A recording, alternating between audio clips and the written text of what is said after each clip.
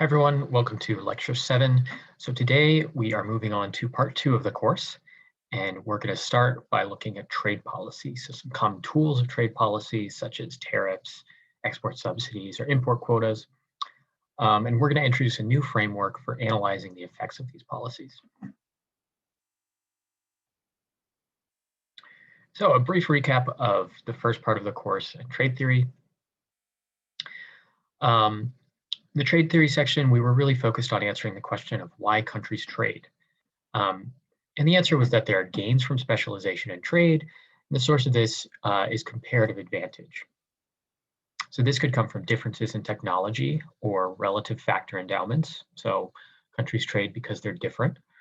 Or with economies of scale, there can be gains from trade, even when countries are the same. So specialization itself is what's generating the comparative advantage.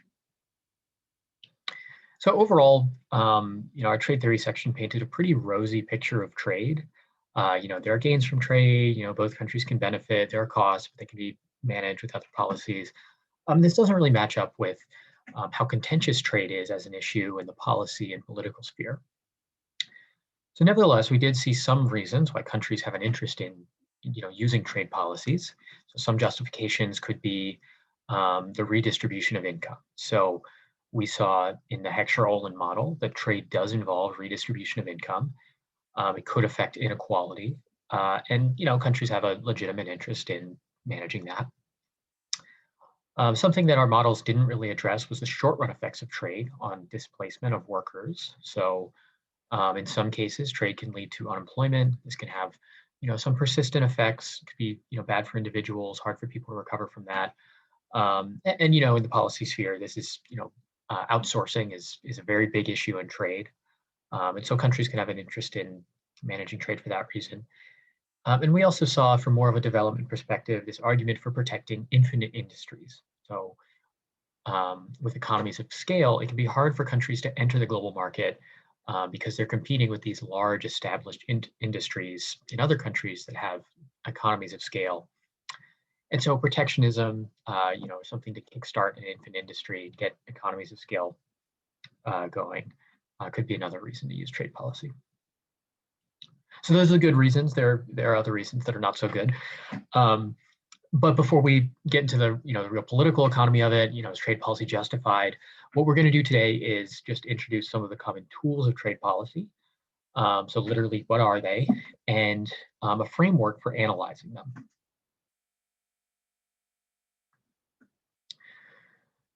So trade policies can come in a lot of shapes and sizes, but in their most basic form, they're simply regulating the prices or quantities of imports or exports.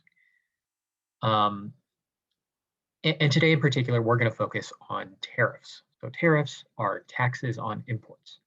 This is really the most common form of trade policy. Every country has tariffs of some form or another. And it's often one of the big flashpoints in the political world of trade policy. So one really common misconception is that tariffs are taxes that are paid by foreign exporters. That's actually not true. So the statutory incidence, so who is signing the checks to the government to pay this tariff, is typically on the domestic importer. So whoever's bringing the good into the country. And the reason is simple. Importers are inside the United States, and the United States, all else equal, would prefer to tax people in the United States. They just have an easier time of it. And so most countries operate in that sense. So that's the statutory incidence, so who the law says is responsible for paying this tax to the IRS. But what we're interested in today is the economic incidence. So who really bears the cost of tariffs? Is it foreign exporters? Is it domestic consumers? Is it domestic firms? Is it someone else? And so that's the question we're going to answer with this framework today. We're also going to see whether or not countries can gain overall from tariffs. So in an aggregate sense, can protectionism be worth it? And we'll take a look at some other policies, including export subsidies and import quotas. So there are two basic types of tariffs. An ad valorem tariff is a percentage of import value. So if there's a 10% ad valorem tariff, you import $100, you have to pay $10. The other kind is what's called a specific tariff, which is just a fixed dollar amount per unit. So, a dollar per unit, $10 per unit. So in the real world, these can be very different in terms of administration. Over time, a specific tariff can have different effects if the value of imports is changing. Um, but for our purposes, they're going to have very similar effects. So what they do is they make imports more expensive by a certain amount. The framework we're going to be using is actually a partial equilibrium analysis. That means we're just going to be looking at one sector. We're not going to think about how changes in that sector affect other sectors. So up until now, you may not have realized this, but we've actually been using models that are in general equilibrium. That means we're looking at the simultaneous equilibrium of multiple markets. So if the cost of one good increases, we know how that's going to affect supply and demand, or the relative price of the other good in the model. And we're not going to be doing that now. We're just going to be looking at one sector, and mostly this is for simplicity. So we just can say whether or not this country is an exporter or an importer of this good. And another big advantage is that we get to use nominal prices rather than relative prices. So we can say the price of this good is $10 and the tariff is $1, rather than trying to put everything in terms of real terms and in terms of other goods and opportunity costs and all that. And specifically, the model that we're going to be using is an open market version of supply and demand. So it's going to be familiar tools, but with a slight twist in that we're going to have imports and exports. So because we're focusing on tariffs, which are taxes on imports, we're mostly going to be doing this from the perspective of the importing country. So the first thing we're going to do is derive import demand. So over here we have some familiar curves. We have a supply curve that slopes upward. So if the price of a good increases, then the quantity supplied is increasing. And we have a demand curve that slopes downward. So as price increases,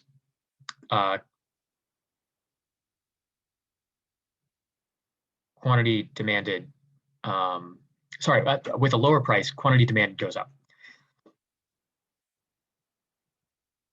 So if we were in autarky, without trade, the equilibrium would be where supply equals demand. So the autarky equilibrium condition is that quantity supplied has to be equal to quantity demanded. In an open market, that is not the case because we have the option to import or export.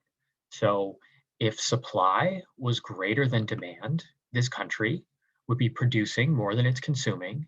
And that gap there, that extra production, would be exports. So this would go to some other country that's consuming them. And in this case, we're looking at an importer. So at this price, and this is actually the global price, P1 here, quantity demanded is greater than quantity supplied. And since this country is consuming more than it's producing, it's an importer. So the gap between consumption and production is made up with imports. And so that gap here is, this is the import demand, and we're going to call this MD. So for this importing country, what happens if we introduce a tariff? So this country is going to introduce a specific tariff of T. So the global price of this good is P1, and they've added a specific cost of T to this.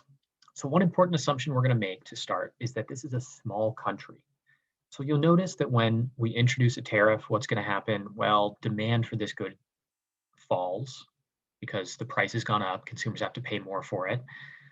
And if this was a large country, right, what would happen is that this change in domestic demand is big enough that it's going to affect global demand. And that means that the global price could actually change in response to this country's trade policies. And so we're going to ignore that for now. We're going to assume that the global price is fixed. So no matter what this country does, no matter how much they're producing or consuming, the global price is always going to be P1. And so this small country assumption, it's a specific technical assumption that the global price is not affected by import. So that means when we introduce this tariff, the cost of importing this good increases from P1 to P1 plus T. So importantly, the law of one price is going to hold. So the domestic price is also going to rise to P1 plus T. And what I mean here is that, there are two ways of getting this good. You can either import it or you can buy it from a domestic firm. And the price of those things is going to be exactly the same. So why does that happen? Well, the tariff is going to reallocate demand from imports to domestic firms. So, the very first thing that happens when the tariff is passed, if you're importing this good, all of a sudden you have to pay this extra tax. And it's more expensive to do that. And so what you're going to do if you're a consumer is shift some of your demand towards domestic firms. And as domestic production rises to meet demand, marginal costs are going to increase. So we're moving up the supply curve. And the domestic price is similarly going to increase until we reach P1 plus T. And the price that domestic firms are charging is the same that consumers would have to pay if they imported this good. So even though this is just a tax on imports, the price of a good that's produced domestically will increase by exactly the same amount. And so in the process of this happening, demand is going to fall. So P1 increases, we're going to move back along the demand curve and go from T1 to D2, and domestic supply is going to increase. So domestic suppliers can now charge a higher price for the good, they're willing to supply more, and so we move from S1 to S2. And together, this moves the gap between supply and demand, so it's a bit smaller. So import demand is going to decrease.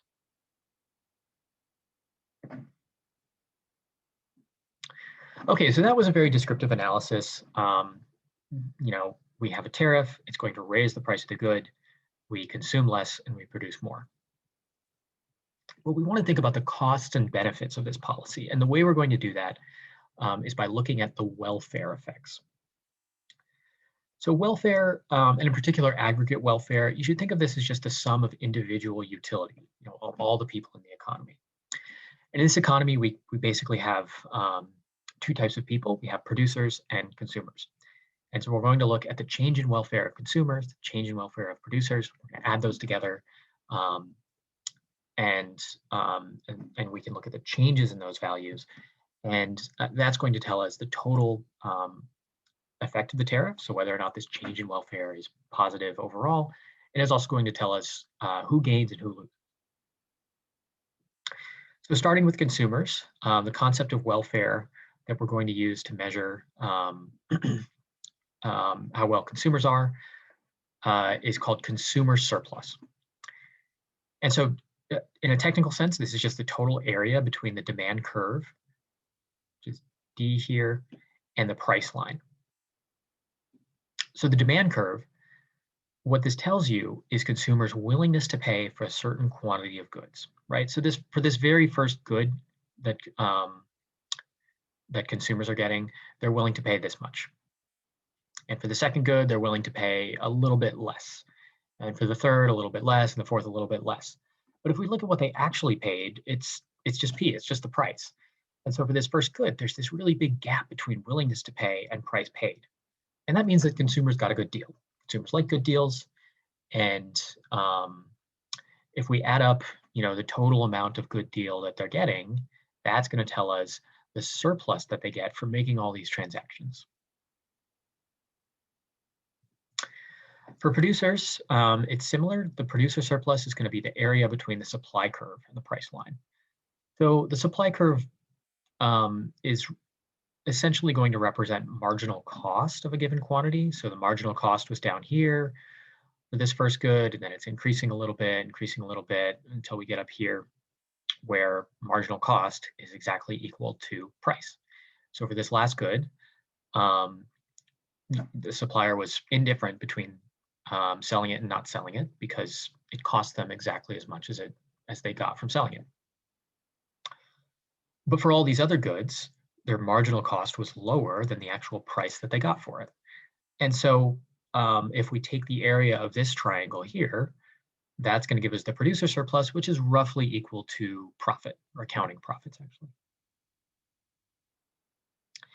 And so before the tariff, and we just had this this global price of P1, The consumer surplus was equal to this big triangle, which is the sum of these two areas, A and B, and the producer surplus was equal to C.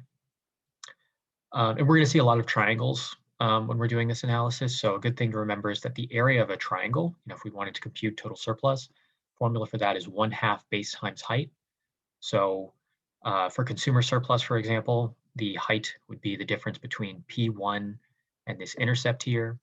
The base would be quantity demanded, this line right here, and 1/2 base times height would be total consumer surplus.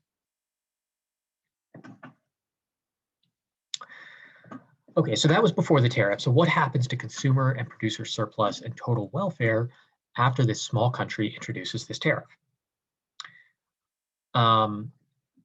So graphically, we can summarize the changes in consumer surplus and producer surplus just by looking at the areas on this graph and how they change.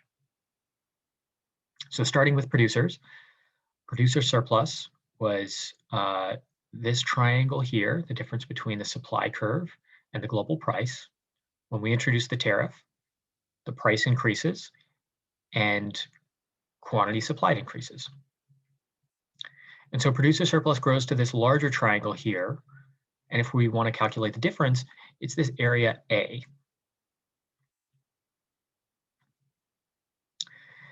So producers are better off, and this is very intuitive. They're selling more goods at a higher price.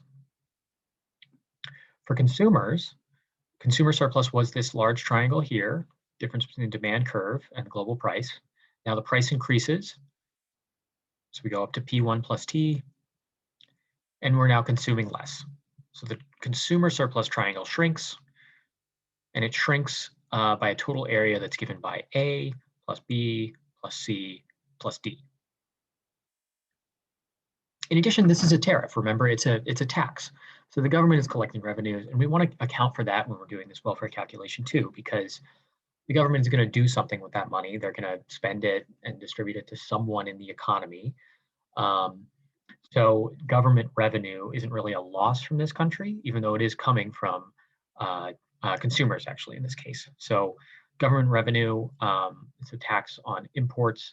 So the quantity imported is going to be MD2. So this is the new import demand after the tariff. And for each import, we pay the tax. So we've got a difference of T between the global price and the price plus the tariff. And so this area C is quantity imported times C, and so that's going to be government revenue. And so if we add all of these things together, we look at the change in producer surplus plus the change in consumer surplus plus the change in government revenue. What we're going to see is that we have A, that's the change in producer surplus. We're going to subtract A, B, C, and D because that's the cost to consumers. And we're going to add C because that's government revenue. Some of this cancels out, and we're left with negative B plus D. So the change in welfare is going to be negative for this small country, and it's given by the area of these two triangles, B and D. So for a small country, the welfare effect of a tariff, in aggregate is strictly negative. A, this area here, was a transfer from consumers to producers.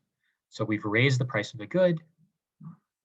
And this is good for producers, but it's bad for consumers. So producers are better off, but all of the gain there is just a transfer from consumers to producers. C is a transfer from consumers to the government. So we're taxing imports. The consumers are going to bear the burden of that tax. But for government revenue, it's not a gross welfare loss there. It's just a transfer from consumers to the government. However, this transfer was costly, right? Consumers are losing this entire area, A, B, C, and D, but we're only redistributing part of that. A goes to producers and C goes to the government. So the leftover bit, B and D, those are going to be called the efficiency losses. So those are the costs of making those transfers. And the reason they're costly is because it distorted the behavior of consumers and producers. So because it changed the price, we introduced this wedge between um, the price of the good and the actual real cost of this good. It changed the behavior, and that is going to come with some efficiency losses or deadweight losses. So essentially, at the real cost of this good, which is P1, this country should be producing less, right? We're producing too much of this good. Like if we wanted to have this much, it would have been cheaper for us to just buy it on the global market, and we're not consuming enough. Um, because we raised the price, we've introduced this wedge between desired consumption at the real cost of it, which is P1, and actual consumption. So we're overproducing this good and under consuming it, and that's the source of the efficiency losses of the tariff. So that was for a small country, but now let's relax that assumption. Let's see what happens when we have a large country. We're going to assume, we're going to allow for the world price to be affected by domestic supply and demand. So here, in addition to import demand, we actually also need to model export supply. So export supply, this is going to be similar to the import demand curve. The XS curve is given by supply minus demand in the exporting country. So the exporting country is producing more than they're consuming. The difference is going to be made up by exports. And so this XS curve says at any global price, the difference between domestic supply and demand is going to be this quantity. The MD curve, this is just a generalized version of import demand when we're looking at the domestic equilibrium. It's just at any given price, the importer is going to be producing a certain amount, they're going to be demanding a certain amount, and because they're an importer, demand is going to be greater than supply, and the gap at a given price is going to be along the import demand curve. And in the global equilibrium, the condition we have to have is that export supply equals import demand. So it's not the case, we're in an open market, global economy, domestic supply doesn't have to equal domestic demand, but from a global sense, global supply has to equal global demand, and that condition is met when export supply equals import demand. So the intersection of these two curves is going to give us our equilibrium world price and world quantity of exports and imports. Okay, for a large country, if they introduce a tariff, well, what's going to happen? So we assume that this country is large enough that whatever's happening in the domestic economy actually will affect this global equilibrium. So, this is the importer. So if they introduce a tariff, it's going to shift the MD curve. And in particular, it's going to shift the MD curve backwards. So a tariff means that at a given global price, the domestic price for the importer is going to be higher. That's going to reduce demand, and it's going to increase supply. If we look over here, if D goes down and S goes up, that's going to lower import demand. So the MD curve is going to shift backwards, which is going to lower the world price, and it's going to lower the quantity of imports. So on this graph, we can see that we started at this price of PW. This large country imposed this tariff. And what that does is it shifts down the world price. So now it's at P star T. So because we have this reduced import demand, the world price shifts down. But everyone in all the domestic consumers still have to pay the tariff. And so if we do P star plus T, we end up at PT, which is the new domestic price. So consumers have to pay PT, and producers can sell their goods at PT. So this does mean that the net increase in price is less than the tariff rate. So the difference between PT and P star T is the tariff rate. And so we can see that the increase in the domestic price, from PW to PT is less than the tariff rate. So for a small country, the full burden of the tariff rate was passed through to domestic consumers. For a large country, that's not the case. The welfare effects are going to be similar. So for consumers, the change in consumer surplus is still going to be given by A, B, C, and D.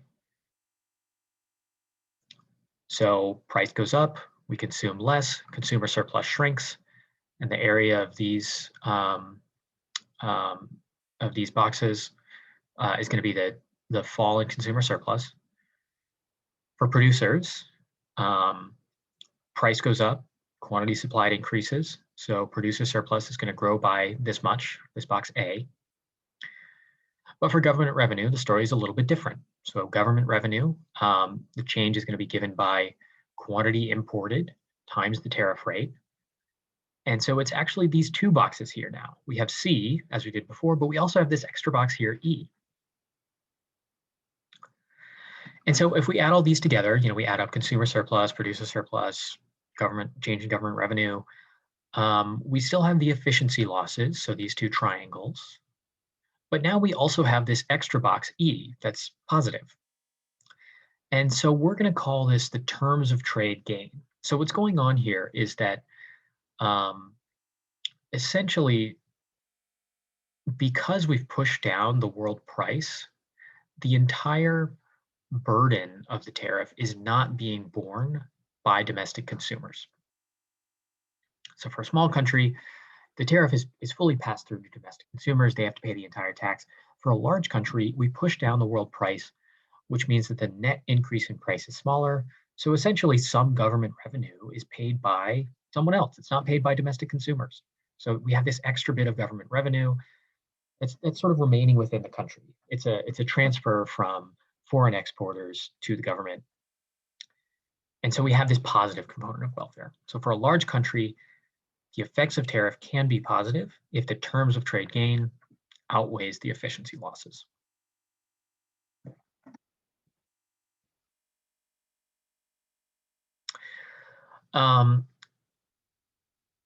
So just to reiterate, for large countries, tariffs push down the world prices. So foreign exporters actually bear some of the economic burden of the tariff.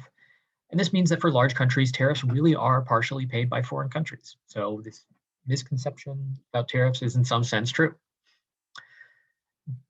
But it's important to remember that not all tariffs are going to generate net gains.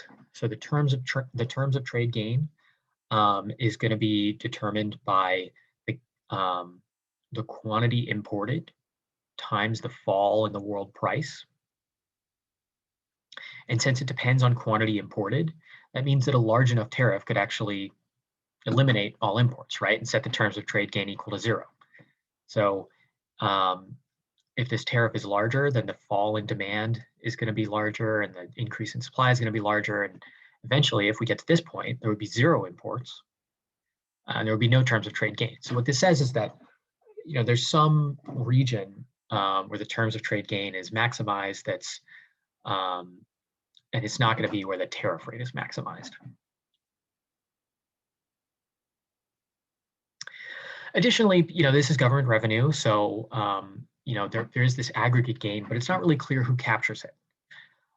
It could be distributed to consumers. If the government spends this additional revenue on something that goes to consumers, they would capture it. Could go to producers somehow, or it could even go to foreign exporters. So the government could take this additional revenue and they could just pay it back to foreign exporters to compensate them, for political reasons.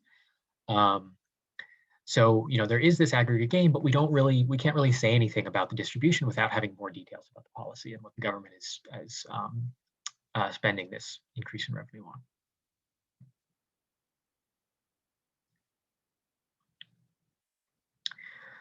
Okay, so now let's try to apply this framework to some other trade policies. So let's start with export subsidies. So export subsidies, this is like the opposite of import tariffs. So with a tariff, that's a tax on imports. Governments decide they're importing too much. They want to increase domestic supply, so they tax it. So people do less imports.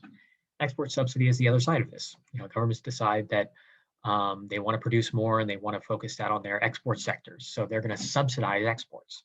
So every export that firms do, the government is going to pay a fixed amount.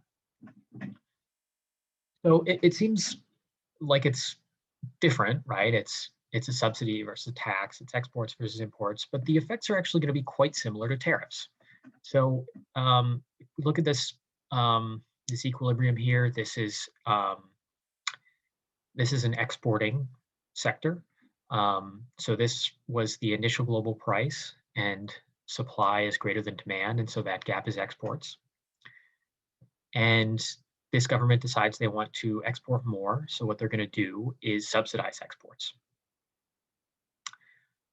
What this is going to do is raise the domestic price. So why is that? Well, if you are a producer, you have two choices. You can either sell a good on the global market or you can sell it domestically. If you sell a good on the global market, um, you got whatever the global price is plus a subsidy. So P plus S. If you sell it on the domestic market, you don't get that subsidy. You only get P. And so in order to incentivize producers to sell domestically, they actually are going to um, charge the cost of that subsidy to consumers, or else they just wouldn't sell domestically. So like a tariff, even though a tariff was just a tax on imports, it raised the price of domestically produced goods as well. And even though this subsidy only applies to exports, it's going to raise the price of domestically consumed goods. So this is going to reduce demand. So the price increases, demand falls, and it's going to increase supply. And that's going to increase export supply. So the gap between supply and demand grows larger. We're going to have some similar efficiency losses, right? So consumers are worse off because they're paying more for fewer goods. Producers are better off because they're getting a better price for more goods. The efficiency losses are still similar. We have B and D. So this is like, we have this transfer to producers from consumers, but because we're affecting behavior, we're introducing this wedge between price and the real cost of this good. We have some efficiency losses there. Government revenue here is actually negative because there's no tax. It's a subsidy. So that creates some additional welfare losses. And for a large country, interestingly enough, because we're increasing supply and reducing demand, it's still gonna push down the price of this good. But remember, this country is selling this good on the global market. And if you're pushing down the price of what you're selling, that's actually bad for you. So for a tariff, if you're importing something, pushing down the price is good, you get a better deal. But if you're exporting, this actually compounds the welfare losses. It actually makes this policy worse. So for a large country, the effects of export subsidies are strictly negative, and they're worse than for small countries. So in this simple model, export subsidies are always going to be welfare reducing. Okay, let's take a look at another trade policy. So import quotas. So in theory, restricting quantity is equivalent to raising prices, at least from the perspective of consumers and producers. When we had this tariff, we changed the quantity of imports and that changed the price. Well, we could always have an equivalent quota that would, other way around. So the tariff raised the price and that changed the quantity of imports. There's always an equivalent quota of that directly restricts the quantity of imports, which will raise the price. And so from producers and consumers' perspective, this is exactly the same. Consumers have to pay more for fewer goods. Producers get to charge more for more goods that they're selling. And so the change in consumer surplus and producer surplus is exactly the same. So you can see this over here for a small country case. Producers are better off by A, and consumers are worse off by A, B, C, and D. But this was a quota. It's not a tax. There's no government revenue. So what exactly is C? So for a quota,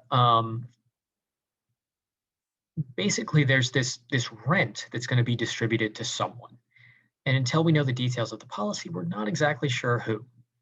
So for example, say the government implements this quota through import licenses. So if you have a license, you're allowed to import a good, and every year government issues a certain number of import licenses, and that's how they set the quota. Say they auction these licenses off and they go to the highest bidder. Well, in that case, the equilibrium price for these import licenses would end up being exactly the same as the tariff rate. Um, and so this quota, if you're auctioning off import licenses, would in theory be exactly the same as tariff. It would just be government revenue again, because someone is buying import licenses from the government at the same price as the tariff rate would be. So in that case, the quota would be exactly similar, exactly the same as the tariff. Another option is that we could still have import licenses, but they could be just distributed at no cost to importers, and maybe it's just first come, first serve. In that case, the quota rent would be fully captured by the recipient. If you're lucky enough to have an import license, you're getting what would otherwise be government revenue. Another option still is that these licenses could be distributed to foreign exporters. So this is a real policy. It's something that's called a voluntary export restraint. So governments make a deal with other governments where they agree that exports to the importing country should be limited to this certain amount. And governments will distribute those licenses or however they're doing it to foreign exporters. And now the foreign exporters are actually fully capturing the increase in price. And so the foreign exporters are getting the quota rent. So quotas, the total change in welfare is going to be similar, but the distribution can be different because we're not sure who is capturing the quota rent. Could be governments, could be domestic suppliers or importers, or it could be foreign exporters. Okay, so to summarize, import tariffs create a wedge between global and domestic prices. This is going to benefit domestic producers and harm consumers. One of the main effects is a transfer from consumers to producers, but this transfer is costly. This is going to introduce efficiency losses. So in response to tariffs, we are producing more than would be efficient, and we're consuming less than would be efficient. For large countries, this could potentially be offset by the terms of trade gain. So large countries can potentially push down the prices of their imports by introducing tariffs, which means that a net gain is theoretically possible. For small countries, the world price of imports is fixed, so tariffs unambiguously have welfare losses. So in the process of this, we also introduced a new tool. We have this partial equilibrium welfare analysis, and this is pretty general. So we can apply this to other policies such as import quotas and export subsidies. Export subsidies have similar efficiency losses as tariffs, and that's they're introducing a wedge between the domestic and global price, and it's a similar transfer from consumers to producers, and it's also costly. But for export subsidies, the terms of trade gain is always going to be negative for large countries, and that's because they're pushing down the price of what they're selling. Import quotas have similar effects as tariffs, at least in the aggregate, but the distribution of quota rents depends on the details of the policy. So we're not really clear on whether or not the government is capturing the quota rent or producers or foreign exporters.